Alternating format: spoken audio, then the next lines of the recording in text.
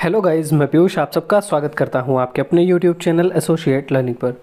So guys, आज हम आपके लिए लेकर के आए हैं एमएड एंट्रेंस एग्ज़ाम की कंप्लीट इन्फॉर्मेशन कि किस तरीके से आप एंट्रेंस एग्ज़ाम को क्रैक कर सकते हैं और साथ ही गवर्नमेंट सीट पर अपना दावा कर सकते हैं। तो चलिए आज हम इस पर पूरी चर्चा करने वाले हैं। क्या प्रोसेस होने वाला है, किस तरीके से एग्ज़ाम कंडक्ट कराया जाएगा और क्या क्या इसमें पूछा जाएगा, तो हम कंप्लीट इन्फॉर्मेशन इसमें जानेंगे। तो चलिए आगे बढ़ते हैं। कानपुर यूनिवर्सिटी की कोई भी इन्फॉर्मेशन, साथ ही साथ यूजीसी नेट की इन्फॉर्मेशंस के लिए आप हमारे चैनल को सब्सक्राइब कर सकते हैं। अगर आपको कोई पर्सनल प्रॉब्लम है तो आप हमारे इस व्हाट्सएप नंबर 8176929665 पर कांटेक्ट भी हमसे कर सकते हैं। साथ ही साथ टेलीग्राम चैनल दिया हुआ है, आप उस पर भी ज्वाइन कर सकते हैं। तो सबसे पहले हम देखेंगे कि एमएड एग्ज़ाम के लिए एलिजिबिलिटी क्या होनी चाहिए और एडमिशन प्रोसेस क्या होना चाहिए।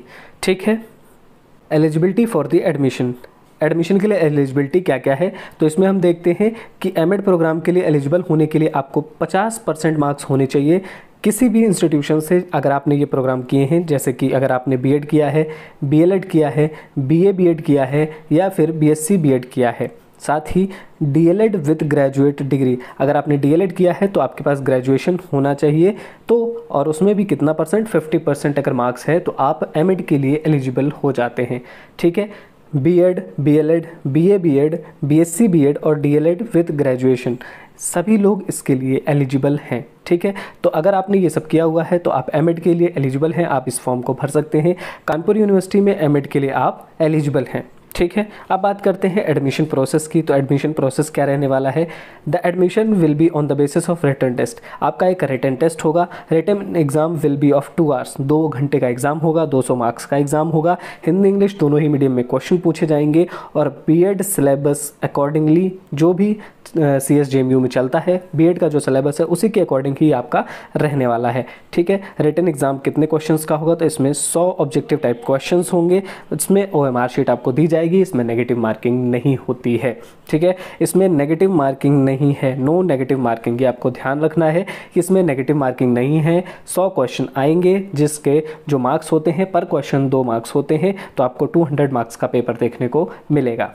ठीक है, इसके अलावा if the marks obtained by the candidate in the entrance are the same, in such case first preference will be given to the candidate who has secured higher percentage of marks at B Ed और equivalent exam.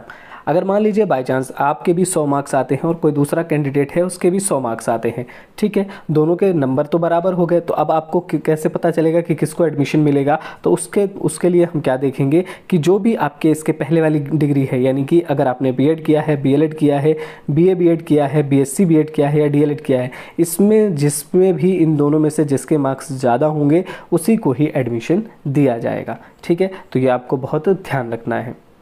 आगे हम बात करते हैं syllabus पे। तो क्या syllabus रहने वाला है इन 100 क्वेश्चंस का, किस तरीके से हमको ये सारी चीज़ें प्रिपेयर करनी है। तो चलिए फटाफट हम सिलेबस को भी देख लेते हैं। सिलेबस की अगर बात करें तो पहली जो यूनिट है इसमें वो आती है फिलोसॉफिकल और सोशियोलॉजिकल पर्सपेक्टिव ऑफ एजुकेशन, यानी फिलोसॉफिकल पर्सपेक्टिव जो आपने पढ़ा है बीएड में और सोशियोलॉजिकल जो पर्सपेक्टिव पढ़ा है वो दोनों ही इस यूनिट में पूछे जाने वाले हैं। इसके अंतर्गत education, meaning, concept, nature and aim of education आएगा। इसके साथ साथ agencies of education, formal, informal, non formal, role of home, school and society, क्या रहता है एजुकेशन पर, वो सारी चीज़ें भी पूछी जाएंगी। इसके अलावा मास मीडिया और सोशल मीडिया किस तरीके से एजुकेशन को प्रभावित करते हैं और किस तरीके से ही हमारी सोसाइटी को एजुकेट करने का काम करते हैं, वो भी इसके अंतर्गत पूछा जाएगा। साथ ही साथ significance of philosophy of education, जो एजुकेशन की फिलॉसफी है उसका क्या सिग्निफिकेंस है, उस पर भी क्वेश्चंस पूछे जाएंगे। जो फिलॉसफीज मेजरली यूज होती हैं, नेचुरलिज्म, आइडियलिज्म, प्रैग्मेटिज्म और एग्जिस्टेंटलिज्म, ये चारों थ्योरीज पर भी क्वेश्चंस आते हैं। ठीक है, चारों फिलॉसफीज पर क्वेश्चंस आपको देखने को मिलेंगे। तो ये हो गया फिलॉसफी का। आगे देखते हैं और क्या क्या है। इसी में जो अगला पोर्शन है वो आ जाता है educational thinker and there contribution in developing principles of education. अगर आपने बीएड किया है तो ये सारे पोर्शन आपने पढ़े हुए हैं, इसलिए आपको ज़्यादा घबराने की ज़रूरत नहीं है। बस आपने जो कुछ पढ़ा है उसको रिवीजन करते जाइए, वो सारा ही उसी में कवर हो जाएगा। ठीक है, अगर हम बात करें एजुकेशनल थिंकर की तो मोहनदास करमचंद गांधी यानी कि गांधी जी, उनकी बेसिक एजुकेशन के बारे में बात होती है। टैगोर का शांति निकेतन के बारे में बात होती है। Swami Vivekananda man making education की बात करते हैं, उससे रिलेटेड क्वेश्चन आते हैं इसमें। John Dewey learning by doing पर बात करते हैं तो उससे रिलेटेड क्वेश्चंस आते हैं। इसके साथ ही फ्रॉबेल जिन्होंने प्ले वे मेथड दिया था उस पर क्वेश्चंस आते हैं, और मॉन्टेसरी। ठीक है, तो डिडैक्टिक एपरेटस दोनों, इन सब पर भी क्वेश्चन लगातार पूछे जाते हैं और आपको ये सब तैयार करना है। ठीक है, अगला जो पॉइंट इसमें कवर होता है वो आता है culture and social change, concept and dimensions of culture. क्या कॉन्सेप्ट रहेगा कल्चर का, डायमेंशंस कौन कौन सी होती हैं उस पर क्वेश्चंस आते हैं। करेक्टरिस्टिक्स क्या होती हैं कल्चर की, उस पर क्वेश्चन आता है। Relationship between culture education with specific reference to conservative and creative roles, इस पर भी क्वेश्चन आपको देखने को मिलेगा। ठीक है, कॉन्सेप्ट ऑफ सोशल चेंज, किस तरीके से सोशल चेंज होता है। ठीक है, फैक्टर्स ऑफ सोशल चेंज, कौन कौन से फैक्टर्स हैं जो सोशल चेंज को प्रभावित करते हैं। Role of education in social change, social change में क्या रोल है एजुकेशन का, वो भी यहाँ पर हमें देखना है। तो इन सारे फैक्टर्स, ये जो भी पॉइंट्स हमने देखे, इन सभी से आपको क्वेश्चंस देखने को मिलते हैं। 100 क्वेश्चन आते हैं, इसलिए मोस्टली ये सारे टॉपिक कवर हो जाते हैं। ठीक है, पेपर का लेवल कैसा रहता है हम उस पर भी बात करेंगे, और जो प्रीवियस ईयर पेपर है हम उसको भी डिस्कस करेंगे। ठीक है, तो हमारे चैनल को सब्सक्राइब ज़रूर कर लें, आपको इसमें आगे बहुत सारी चीज़ें देखने को मिलेंगी। अब बात करते हैं हम सेकंड यूनिट की। इसमें साइकोलॉजिकल पर्सपेक्टिव ऑफ एजुकेशन पर क्वेश्चंस पूछे जाते हैं। साइकोलॉजी क्या होती है और एजुकेशनल साइकोलॉजी क्या होती है, उससे रिलेटेड क्वेश्चंस पूछे जाते हैं। ठीक है, इसमें नेचर, मीनिंग, स्कोप, फंक्शन, जो भी चीज़ें आपने बीएड में पढ़ी हैं वो सारी चीज़ें ही यहाँ पर पूछी जाने वाली हैं। इसके अलावा जो सेकेंड पॉइंट आ जाता है उसमें लर्निंग और मोटिवेशन, जो भी लर्निंग से रिलेटेड थ्योरीज़ हैं और जो मोटिवेशन से रिलेटेड थ्योरीज़ हैं उनसे लगातार क्वेश्चन इसमें पूछे जाते हैं। अगर हम बात करें टॉपिक्स की तो उसमें concept of learning and it's nature, factors of influencing learning, personal and environmental, ऐसे कौन से फैक्टर होते हैं जो लर्निंग को इन्फ्लुएंस करते हैं, जो पर्सनल फैक्टर्स कौन से होते हैं और इन्वायरमेंटल फैक्टर्स कौन से होते हैं, उस पर क्वेश्चन आना है। इसके अलावा मोटिवेशन, नेचर क्या होता है, टाइप्स कौन कौन से होते हैं, techniques of enhancing learning motivation, जो लर्नर है उसको किस तरीके से हम इन्हेंस कर सकते हैं मोटिवेशन को, उसके लिए क्या क्या टेक्निक्स यूज़ होंगी वो। इसके अलावा एसआर थ्योरी जो लर्निंग की है, थॉर्नडाइक ने जो दी है उस पर क्वेश्चन आएगा। ऑपरेंट कंडीशनिंग पर क्वेश्चन आता है जो कि स्किनर की है। इसके साथ ही हमको एक थ्योरी और पढ़नी होती है जो कि पावलो की होती है, उस पर भी क्वेश्चंस मिक्स कर करके आ जाता है। ठीक है, इसके अलावा गेस्टाल्ट थ्योरी जो कि कोहलर ने दी है उस पर क्वेश्चन आता है। इसके साथ ही पियाजे, कोहलबर्ग और वाइगोत्स्की, ये काफ़ी इंपॉर्टेंट हैं, तो इन पर भी क्वेश्चन आपको देखने को मिलेगा। तो ये सारी चीज़ें भी आपको तैयार करनी होंगी। हालांकि ये सिलेबस देखने में भले ही बड़ा लग रहा है, लेकिन ये बहुत बड़ा नहीं है। इसमें से काफ़ी पोर्शन आपने अपने डीएलएड बीएड में पढ़ा हुआ है। ठीक है, इसलिए ये बहुत ज़्यादा इसमें घबराने की ज़रूरत नहीं है। अगला जो इसमें पॉइंट आता है इंटेलिजेंस, इंटेलिजेंस से रिलेटेड थ्योरीज इसमें पूछी जाएंगी।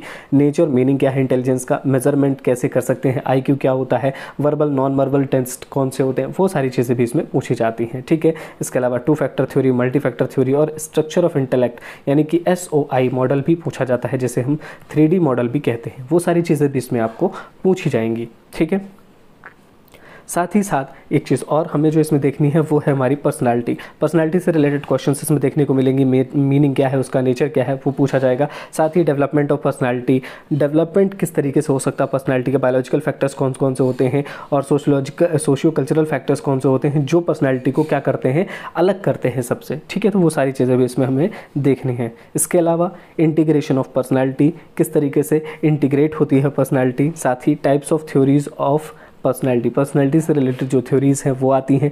ट्रेड थ्योरी ऑलपोर्ट की आ जाती है, फैक्टर थ्योरी आ जाती है कैटल की। इसके बाद psycho analytical theory of personality, Freud की जो थ्योरी है जिसे हम साइको एनालिटिकल थ्योरी या साइको सेक्सुअल थ्योरी कहते हैं, वो भी इसमें पूछी जाती है। तो ये सारी चीज़ें आपको देखनी है और इसका इम्प्लीमेंटेशन कैसे होता है एजुकेशन में वो भी आपको यहाँ पर समझना है, क्योंकि सिर्फ थ्योरी बेस्ड क्वेश्चन नहीं आने हैं, प्रैक्टिकल बेस्ड भी क्वेश्चन आते हैं। तो दोनों पर ही आपको ध्यान रखना है।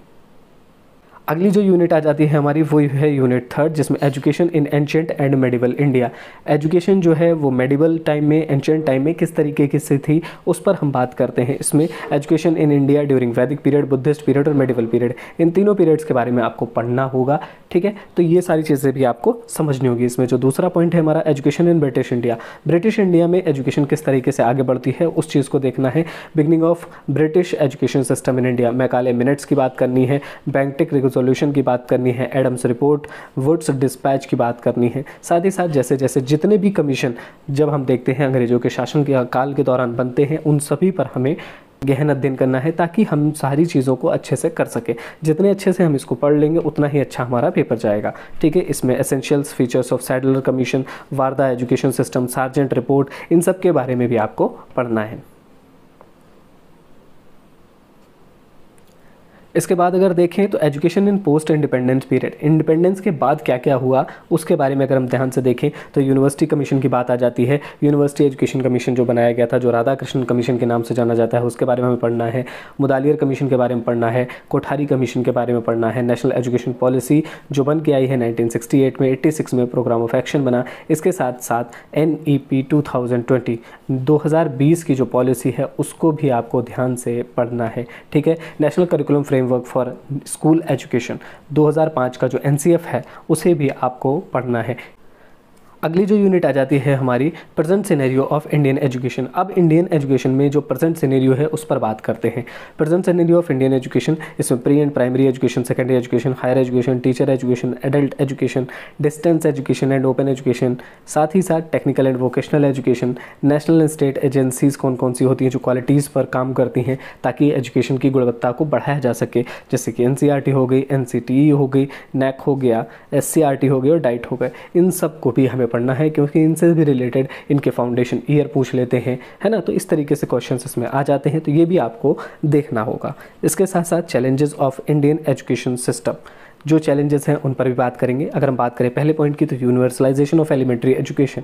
ठीक है, ये सारे जो पॉइंट्स हैं ये सारे आपको BEd और BTC में पढ़ाए गए हैं, तो ये अब बहुत ज़्यादा कठिन नहीं है। साथ ही साथ वोकेशनलाइजेशन ऑफ सेकेंडरी एजुकेशन आ जाता है, वो भी आपको इसमें पढ़ना है। इसके बाद राष्ट्रीय माध्यमिक शिक्षा अभियान, इसे भी आपको पढ़ना है। प्राइवेटाइजेशन एजुकेशन का किस तरीके से किया जा रहा है और कॉमर्शलाइजेशन ऑफ एजुकेशन से क्या मतलब है, ये भी आपको पढ़ना है।